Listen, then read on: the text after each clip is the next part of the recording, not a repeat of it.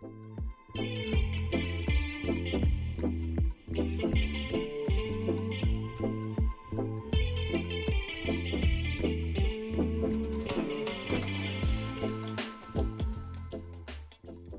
alaikum wa rahmatullahi wa barakatuh, and welcome to ICOMTalks, where today Basma and I will be talking about faith, knowledge, and success in COVID.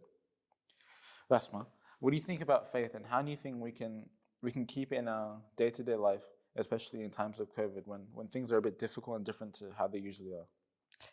Well, I think for me personally, faith comes in two different types. It comes in both religion and faith in the sense of hope that the better days are going to come.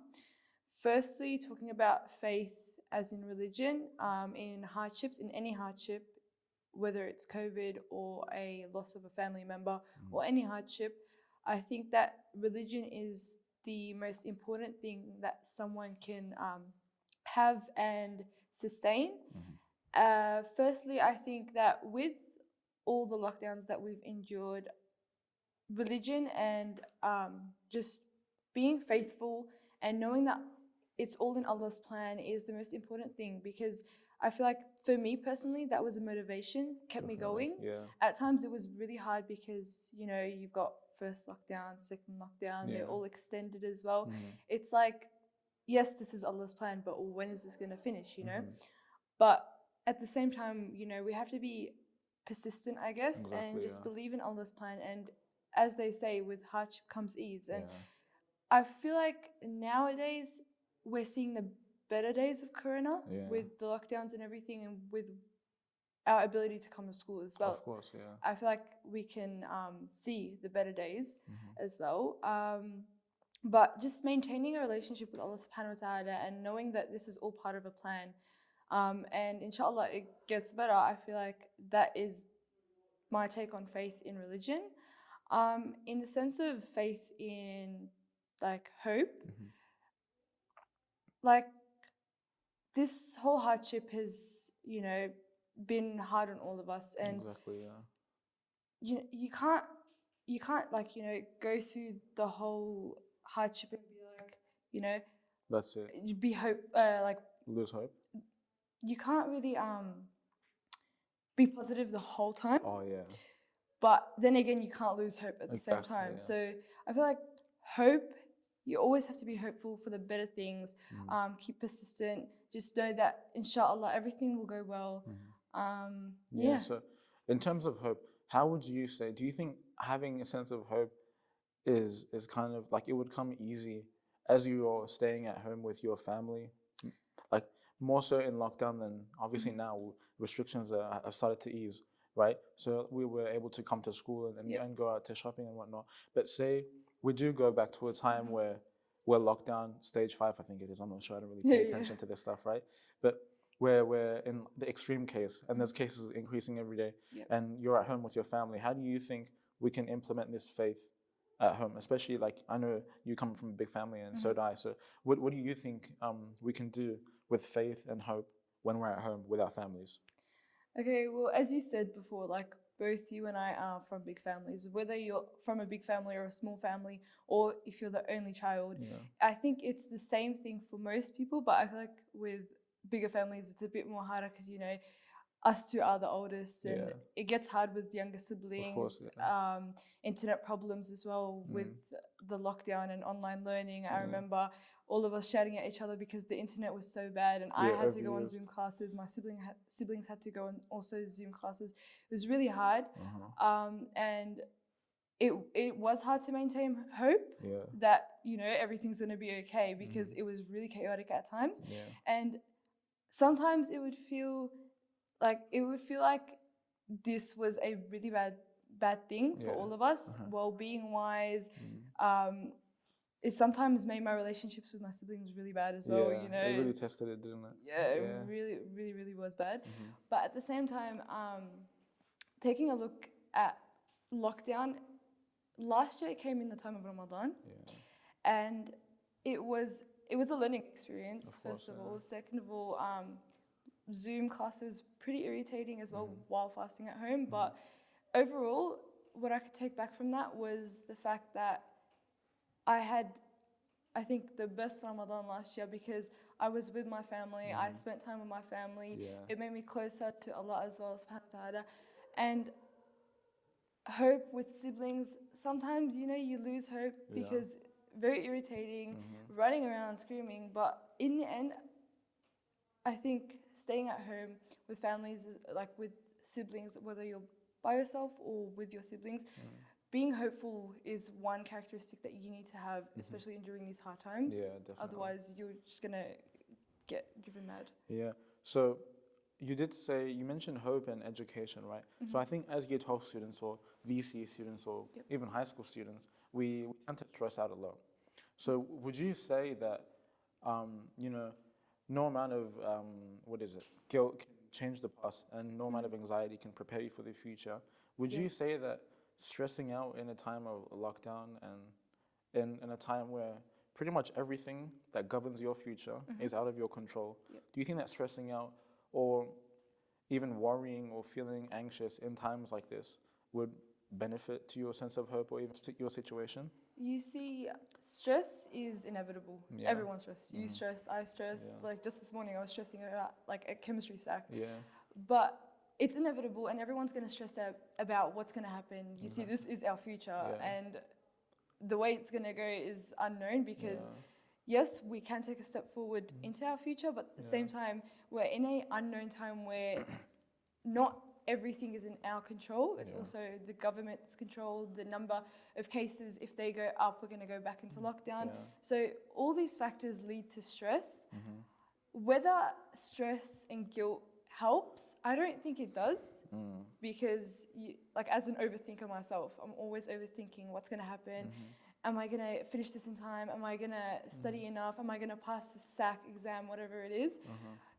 It's inevitable, but at the same time, taking a look back at, the times you kind of learn from your experiences, even though you're going to stress out more, you can't change that, but you take a look back at your experiences and you think, I stressed out so much about this SAC or this assessment or these times, was it really worth it? And should I come about the next assessment or the next thing that I have to do with that same approach? So it kind of makes you reflect. Exactly, yeah. To add to that point, right, I think as Muslims, it's really important that we have a strong sense of tawakkul and reliance on Allah because, as I said before, in times like this, it's really out of our control.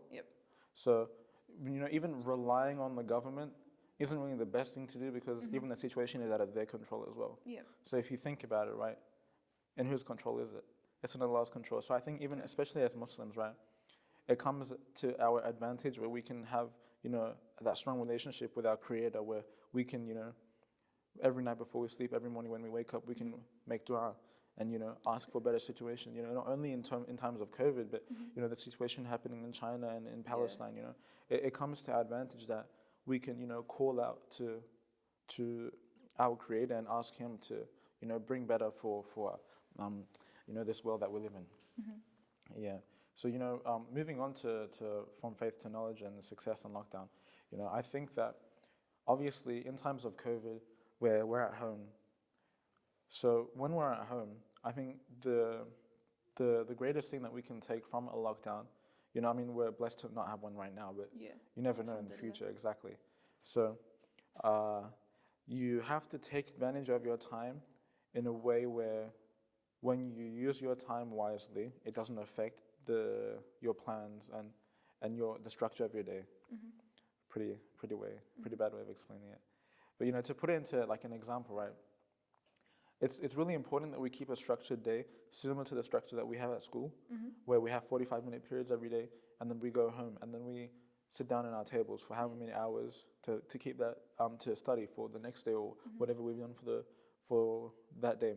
I think that in lockdown it might be difficult for us to keep this structure, especially as we become bored and we get all these distractions, right? So I think keeping a structure that allows us to do such a thing, especially as Year 12 students, we've got to do 6 hours of school and then do 6 hours of studying at home. That may seem unachievable in times where the cases are rising and people are dying, unfortunately. So maybe just like waking up a few hours before Zoom and like beginning or practicing a hobby that you like to do, like whether it be reading a novel that isn't related to school, or drawing, or exercising, or even reading the Quran, I think it's something that we can really benefit off, because it keeps our mind away from what we're expected to do and allows us to put our energy and focus into something that we want to do. With all the lockdowns that we've endured and, online learning, do you think that our school personally has taken a good approach to online learning with the whole, wearing uniform to school online, or having 45-minute periods? Because I know other schools, they log on for about 20 minutes a day, get checked up on, and then they tell them the work, and that's it. But do you think that the school's approach to this whole online learning was a benefit? Yes. I do believe this, because, like I mentioned just now, sticking to a structured schedule may be difficult in times where we have, time is kind of a freedom that we have. And when we lack the discipline to sort out our time, and especially as it comes as a freedom, we kind of get distracted, right? So, it's normal to get distracted when you have have that much freedom. Even like, I don't know if you've seen it yourself and myself, the first lockdown, I managed to structure everything and I was pretty organized.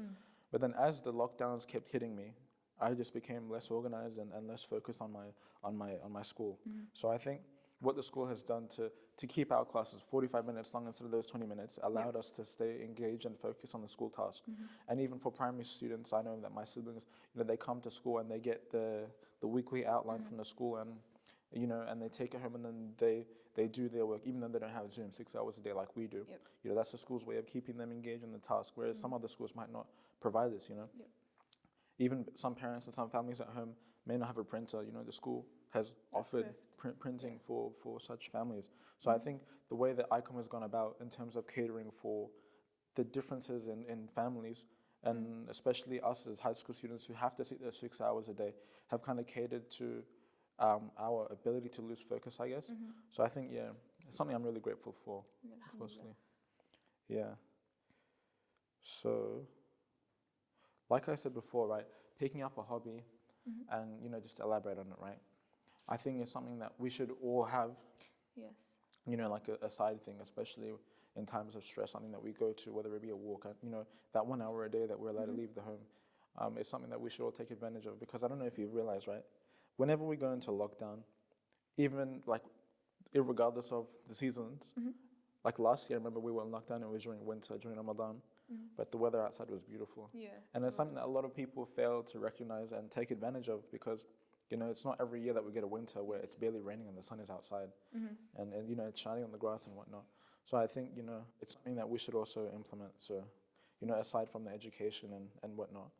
Because these things as well, because in times of stress such as lockdown, you're surrounded with your screens, you're surrounded with your family, not locked up, but like in your house basically pretty much the whole time. So you need that maybe 1 hour a day, or maybe 1 hour every 2 days, 3 days, just to clear your headspace. Because I remember, personally, I didn't really leave the house much, and I feel like that impacted my well-being a lot.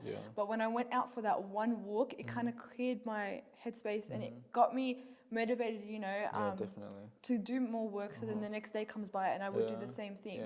But I feel like, as you said before, everyone needs to implement, at least one hobby, and or a distraction. A distraction at least, and it doesn't have to be on your phones or on your something iPads, that or benefits you. Something that benefits you. I feel like would be really good. And all these things that we just talked about right now kind of add to our knowledge, whether it be adding to our knowledge directly or indirectly in terms of allowing us to take in more knowledge. This kind of leads us to be more successful, and in terms of like education and academia, right?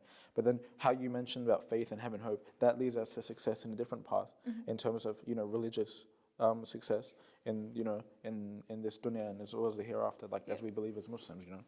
So I think that's something that everyone should be implementing in their life in times of COVID.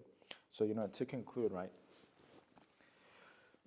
To conclude, knowledge and success and faith as well is something that we should have in our day-to-day life, but it's something that we should obviously implement more deeply and sincerely in times of COVID, especially in times of lockdown when we have the amount of freedoms that we do, especially as students, and the amount of time that we have for ourselves.